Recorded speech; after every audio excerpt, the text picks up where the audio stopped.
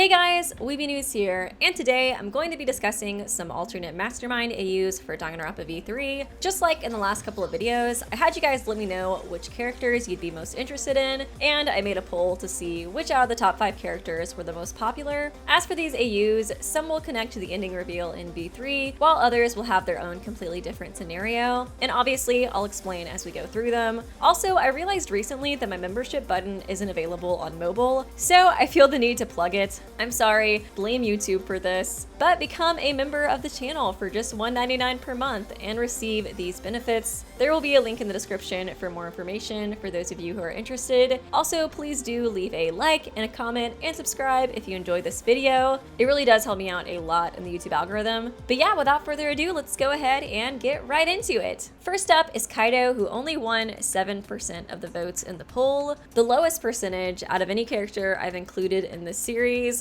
Poor Kaito. I was surprised since it seemed like there was a decent amount of comments in my previous post showing interest in him, but regardless, I still think he's an interesting character to discuss. One of the main reasons being that he is one of the most positive characters in V3, and probably the main one to deliver hope speeches after Kaede's death. Whether you love him or hate him, I think it's hard to deny that he really helped Saihara dig himself out of the depths of despair after the first trial. But although Kaito was a good overall influence on Saihara, we do see flaws in his logic later in the game, and this is primarily in the 4th trial when he refuses to distrust Ganta regardless of how much evidence piles up. He's a character who has good intentions, but at the end of the day is far too naive and trusting. So for Mastermind AU, it'd be really interesting to find out that he was in reality just faking this overly trusting and naive nature as a way to further bring the group down. In my last Mastermind video, I mentioned toxic positivity, which is the idea of dismissing negative emotions and responding to distress with false reassurances rather than empathy. And this can cause the person it's directed at to feel worse later on, since they're bottling up their emotions. So similarly to how I said Chiaki could be sabotaging the group by demonstrating this toxic positivity, I think Kaito could be attempting to do the same thing in this AU. The interesting thing about Kaito doing this is that unlike Chiaki, we actually see canonical evidence of him supporting toxic positivity in the game.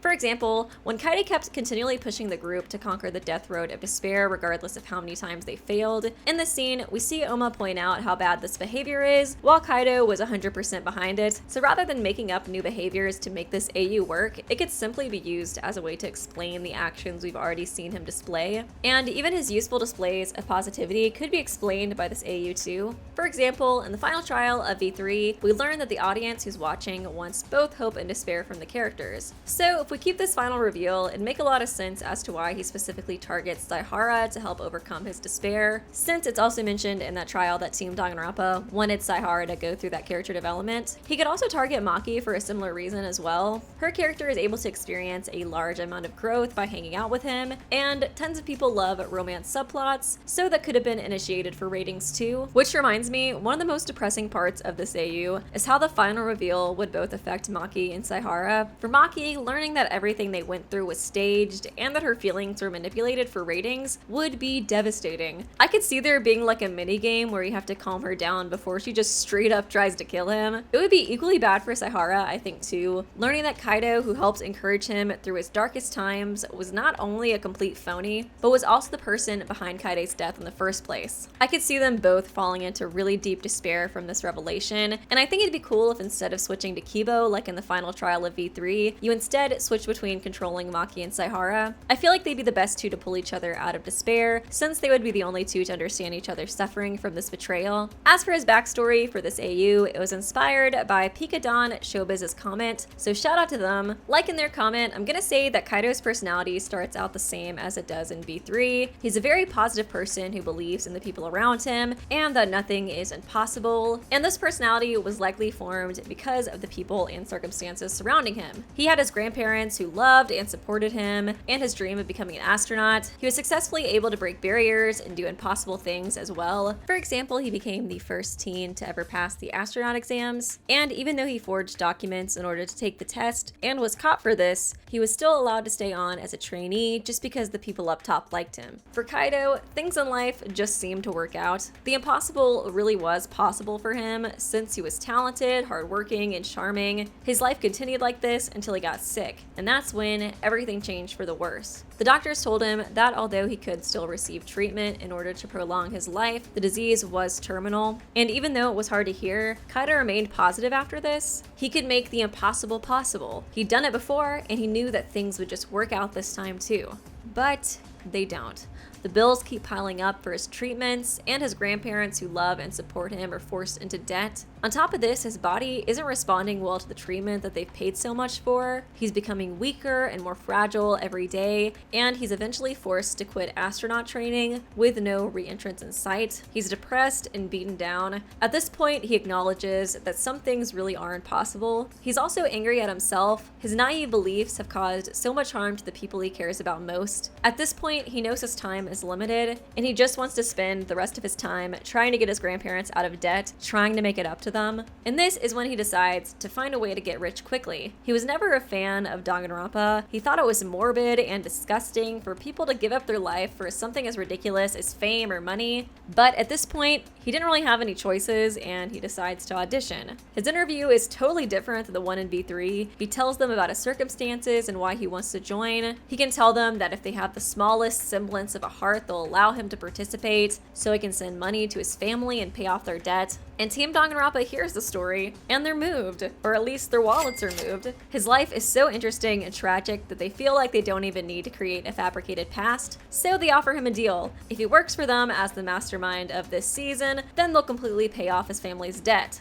They'll even allow him to keep his memories, since they think revealing his true backstory along with the truth of Danganronpa will be extremely compelling in the final trial. And because of this, Kaito becomes the first fully real person to be immortalized as a Danganronpa character. Ironically, he's still making the impossible possible. He's so desperate to help his family that he agrees to this deal. He tries to convince himself that he shouldn't feel bad for killing the others, since they agreed to sign up for this twisted game, and the personalities that he's interacting with in the game are entirely fabricated. Team Danganronpa could even show him everyone's audition tapes before the game starts, just to help strengthen his resolve. And at first, he feels hatred towards the other participants. He can't believe that they'd be willing to sacrifice their life, their most precious gift, just for fame or money. But over time, he grows closer and closer to these fake people, and the guilt begins piling up. He becomes torn between helping his family or saving these fake people he can't help but begin to care about. He could even feel like it's that naive sense of justice that's pulling him towards these fake people, and could have an internal conflict with himself, remembering where that naive sense of justice got him before. I like this scenario since it still stays true to his character, and it makes him a more redeemable mastermind. It would contain a lot of the emotional instances I mentioned before too, like having to see Maki and Saihara come to terms with the fact that their closest ally was the mastermind, but his backstory and looming death could cause conflict for them as well. Like, would they have really done anything different in his situation? I feel like this whole scenario could cause an internal struggle for everyone. Kaito, the participants, and even us, the players. I really hope if we do get a fourth game, that we'll be able to have like a more redeemable, sympathetic mastermind. I just think it's a really cool idea, and we haven't seen one yet, so I think it'd be nice. Anyways, this was my idea for Kaito. Let me know if you have any ideas in the comment section. I'd love to hear what you guys think. Next up is Kaede, who won 18% of the vote, a much larger portion than poor Kaito. Rest in peace, buddy. As for Kaede, there really is something so interesting about seeing a protagonist as the mastermind, especially for a character like her, since she's just so kind and hopeful. It just makes the betrayal feel that much worse. I already mentioned the example of her spreading toxic positivity before with the Death Road of Despair situation. So, like Kaito, I think you could really lean into that idea with Kaede, since her being the mastermind could explain these actions. And I'm sure the other primary interest in this AU is for us Saimatsu shippers who just love to feel pain. I can't even imagine how horrified Saihara would be to see the person he looked up to the most and arguably fell in love with to be the one behind all the killing. If that would have happened, I would have absolutely lost my mind. I think I would have had to have taken a break during the final trial just to process all my emotions. But anyways, let's move on for the background for the scenario. In this AU, she's a pianist, and she truly lives up to the name of piano freak. She's absolutely obsessed with her craft. Perfecting her talent is what she cares about most in life. She's played for celebrities and royalty. She's gained fame and appraisal, and she's even been titled as the best pianist of her time. But none of the praise or fame really matters to her. The only thing that she cares about is creating better music, to keep topping herself. But she starts to wonder, how can she improve if she's already hailed as the best? And the only thing that she can think of have is that she needs more life experiences. It's been described time and time again that tragedy inspires art. Some of the greatest composers that Kaede admires even went through great suffering. But Kaede's talent comes from her skill alone. Her life has no tragedy in it. Her parents love her, she's financially stable, she's well liked by the public and her peers. And how can she get inspired when her life is just so filled to the brim with hope? Well, I'm thinking, like Junko, she'll cause the despair herself. She'll start off doing small things, like for example, the first thing that she does is destroy her first piano. That was a gift from her parents. Knowing that she can never see the piano that first ignited her passion would be upsetting, and on top of this, she would have to witness her parents' pain and seeing that their gift that she cherished so much is now irreversibly damaged. For someone whose life was perfect before this, the feeling of loss and the shame of disappointing her parents was suffocating in comparison. And afterwards, she was able to create her greatest piece yet. And this situation taught her that in order to create better art, she needs to suffer. And so, being as obsessed with her craft as she is, she eventually became addicted to the inspiration that came after her despair. After this, she began causing more and more despair for herself, increasing her suffering each time. She begins hurting herself and others around her until she goes to the absolute extreme, and that's when she kills her parents who lovingly raised and cherished her. Surely, this had to be the greatest suffering that she could ever feel. But even after this, she couldn't get the idea out of her head that she could create something even better, and that's when she comes up with the idea of the killing game. What better way to inflict suffering on herself than to force her fellow classmates into a killing game? She has to watch those that she's closest to die and suffer one by one because of her meticulous planning.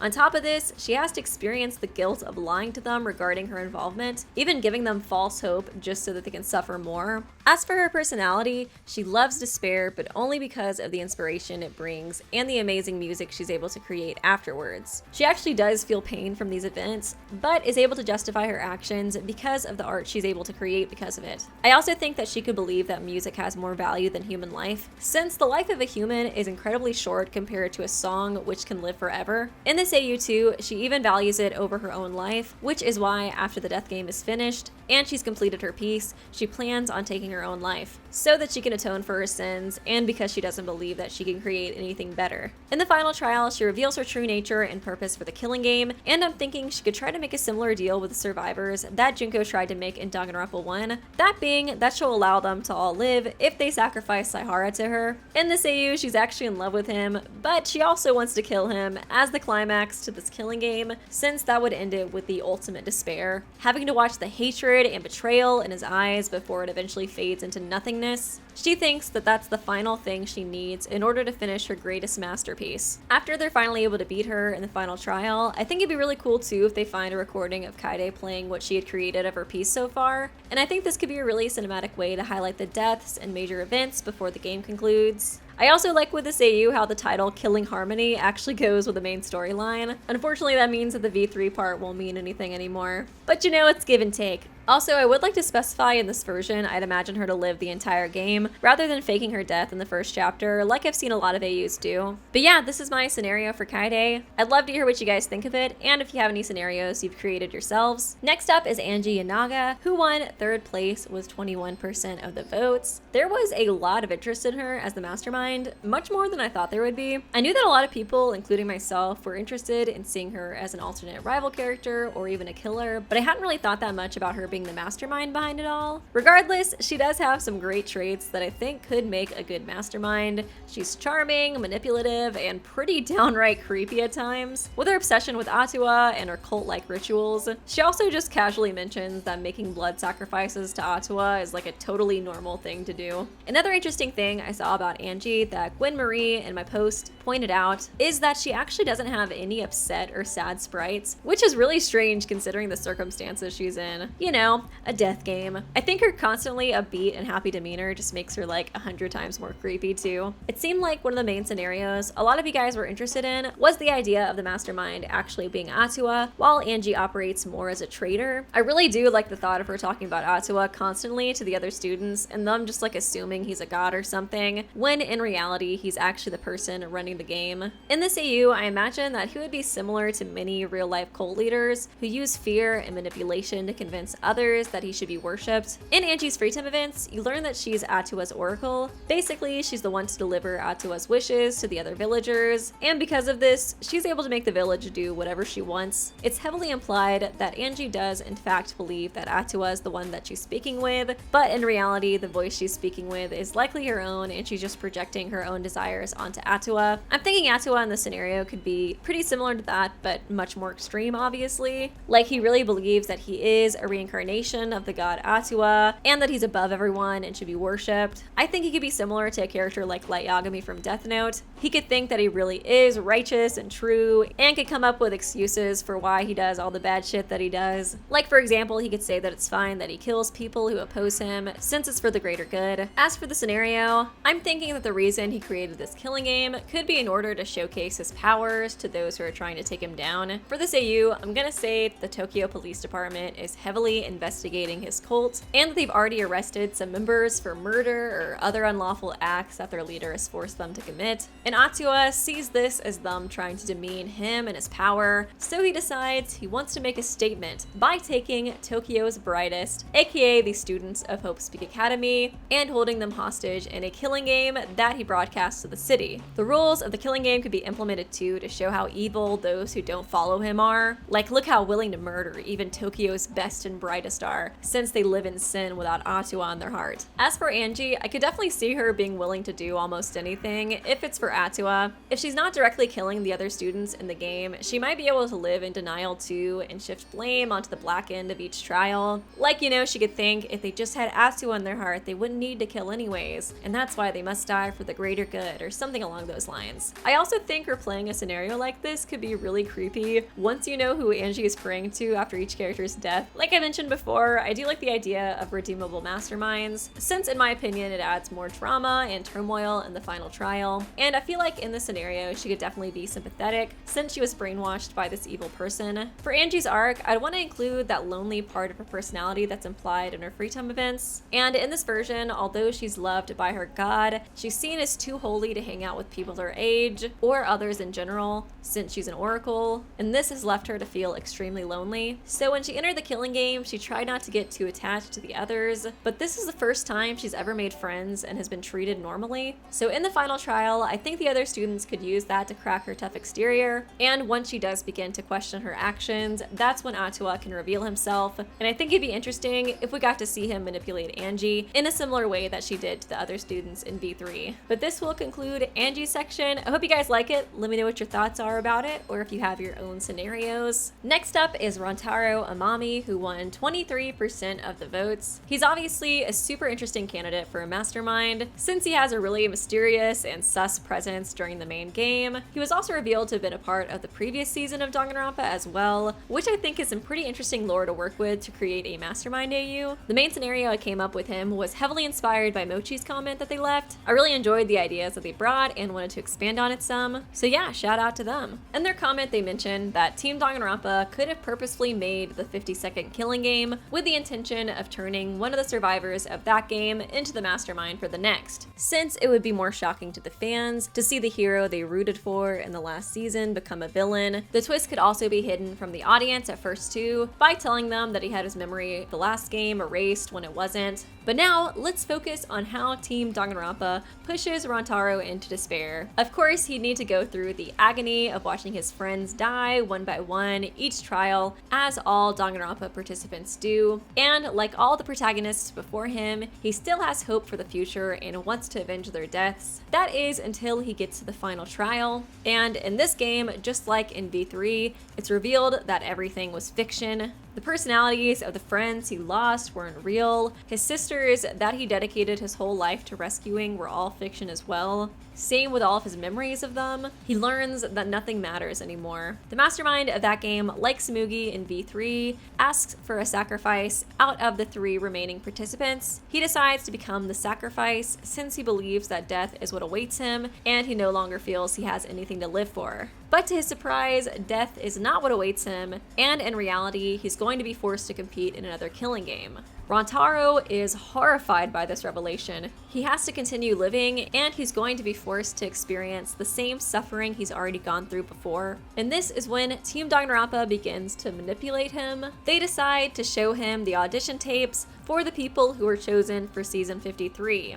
You see, Rantaro's season had another twist, and that was audience's choice. Yes, the fans of Danganronpa got to vote who they wanted to die next. And after a winner was decided, the Mastermind, hiding among the group, as well as Monokuma, would do their best to manipulate the situation into making that happen. During the new participants' tapes, they were asked about what they voted on for Rantaro's season, so Rantaro has to see the students go into gruesome detail on who they voted for, and how excited they were when they saw Rantaro's friends die. For example, he could see a dark-haired boy hiding his face under a hat, just shining brightly while he talks about how he was just so excited when Rantaro's love interest was executed in the 5th chapter. He'd been voting for them to die every chapter because he was just dying to see the despair in Rantaro's eyes as his love was executed right before his very eyes. And the other tapes are similar, how they voted for his closest allies to be murdered, and even how they voted on which execution idea they wanted most. Yes, the fans were even given the power to vote on how his friends died.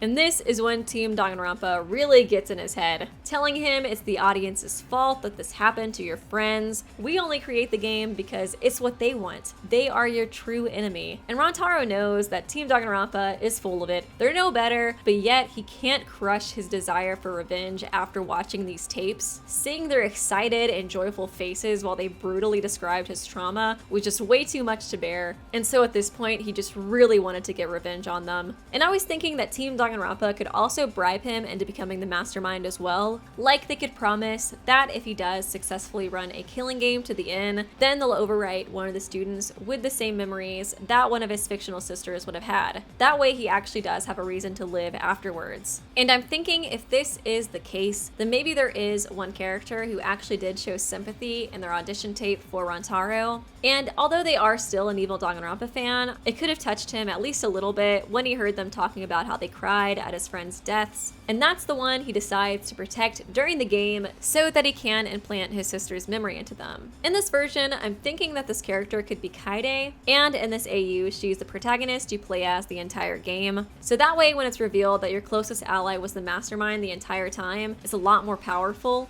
Also, the idea of your closest ally wanting to rewire your entire personality is just so creepy to me. Like the wholesome scenes where he opens up to Kaede about his sisters and how much he loves them would just become so weird after learning everything. In the final trial, I think it would be really interesting to see the students' reactions to their audition tapes too. Having to see them talk about how excited they were to see Rantaro's friends get murdered would just be so creepy and weird to see. And even though I'm sure they'd be mad at Rantaro for what he's put them through, I'm sure they would feel really horrified and sorry as well. Overall, I just think it's a really interesting scenario. So I hope you guys liked it. Let me know what you guys think in the comments section, and if you have any ideas for Rantaro too. And last but definitely not least is Shuichi Saihara, who won 31% of the vote. Like I said about Kaede, there is just something so interesting about the idea of a protagonist actually being the mastermind all along, since the reveal would be so absolutely brutal for both the player and the characters they've been quote-unquote helping this entire time. Can you imagine if Kaito was one of the survivors that Saihara reveals his true identity to? It would be like the Ganta situation, but like a million times worse. Generic YouTube comment channel pointed out that another interesting thing about Saihara being the mastermind is that it can actually explain some of his actions pretty well. Like for example, it makes sense as to how he found the hidden door so quickly, since you know, it's literally his hidden door. And showing her this could really get suspicion off of himself in her eyes, since she'd never expect the person that showed her the clue would be the mastermind himself. And this would be when he sets her up to kill an innocent person under the guise that they're the mastermind. It's really a genius plan for a mastermind, and I can't imagine the look on the survivors' faces when they realized that it was him who set Kaede up, especially after he put up such a show about being so distraught after her death. As for the scenario, I want to use his audition tape as a basis for his personality, where he reveals that he's a huge Danganronpa fanboy. In Saihara's free time events, we learn that both his parents work in the entertainment industry, and that they have a hands-off approach when it comes to raising him. In V3, it's never really mentioned that this had like a big effect on him or anything, but in this AU, I want this to be something that he really struggled with. So like I said before, his parents were both big names in the entertainment industry, and because of this, their schedules were extremely busy, and they rarely had time to spend spend with him. Most nights he had either a babysitter or a relative watching over him while they worked abroad. He was extremely lonely and wondered why his parents didn't seem to care about him. Even when they were home for short periods of time, they still made little to no effort to spend quality time with him. Instead, they chose to indulge in their lavish celebrity lifestyles. He couldn't recall a single time that they had read him a story before bed or had a meaningful conversation with him, but he was still a kid and he desperately craved their attention and love, and since he couldn't get it in real life, he decided to watch their works. So every day he would watch the TV shows they starred in, since this way he could imagine them in the room with him, and this was the only way he could feel that he was spending time with them. And this is when his perception of fiction and reality began to distort. He eventually became obsessed with fiction in general, since it allowed him to escape his lonely reality. Similarly to V3, his parents had his uncle look after him a decent bit. His uncle was extremely busy with his detective work, so usually he'd bring Saihara along with him to the station. He tried to get Saihara interested in detective work while looking after him, but Saihara found it quite dull. And that's when his uncle decided that maybe he'd become more interested if he watched some detective-themed shows, and he decided to show him none other than the ultimate real fiction, Danganronpa. And that's when Saihara's new obsession began. He absolutely loved the show. He resonated so much with Kirigiri, a bright detective who was abandoned by her father, since he too felt that his parents had abandoned him in a way. Unlike Kirigiri though, he still desperately craved their attention and approval, and when he saw auditions were open for the next season, suddenly an idea struck him. Maybe they would finally notice him if he followed in their footsteps and worked in entertainment as well. Even though he was never close to his parents personally, they were still rich celebrities with connections and money, and they were easily able to get him on a season of Danganronpa. They were also able to pull some strings and allow him to choose his talent and even earn some producing credits. And the producing credit, of course, means that he gets to act as the mastermind of the group for Team Danganronpa. This was the perfect situation for him. He could live out his dreams by acting as the ultimate detective, just like his idol Kirigiri, while also walking in his parents' shoes, the ones he desperately wanted to acknowledge him. And this is the first time he's actually been useful to them as well, since they're able to receive attention from the media due to their son making his first debut on the hit show Danganronpa. He's finally able to at least pretend in front of the cameras that they're a close, happy family. I know I've been trying pretty hard to make him like a really sympathetic character, with him being neglected by his parents and such, but at the end of the day, he would still be born as a super rich kid who could basically have anything bought for him. So I think it'd be kind of funny if his true personality was actually really bratty. Like the idea of him throwing temper tantrums if his parents don't get him on Danganronpa, and him screaming at them that Danganronpa isn't just a phase, just cracks me up. I think it'd be funny too if it emphasizes that he's actually really terrible at detective work and is only able to solve cases because he's the mastermind and has access to security footage. I know you guys know those moments in Danganronpa when something is like really obvious, but for some reason the game wants you to solve it yourself. I think the most infamous one is probably Hajime struggling to remember how many sides does an octagon have. It's in the name, Hajime. It's in the name. So I was thinking you could include a lot of moments like that so that the player thinks it's just because the game wants you to solve it yourself, but in reality, it's actually in there because Saihara is just dumb. I feel like another reason as to why he'd want to kill Kaede first too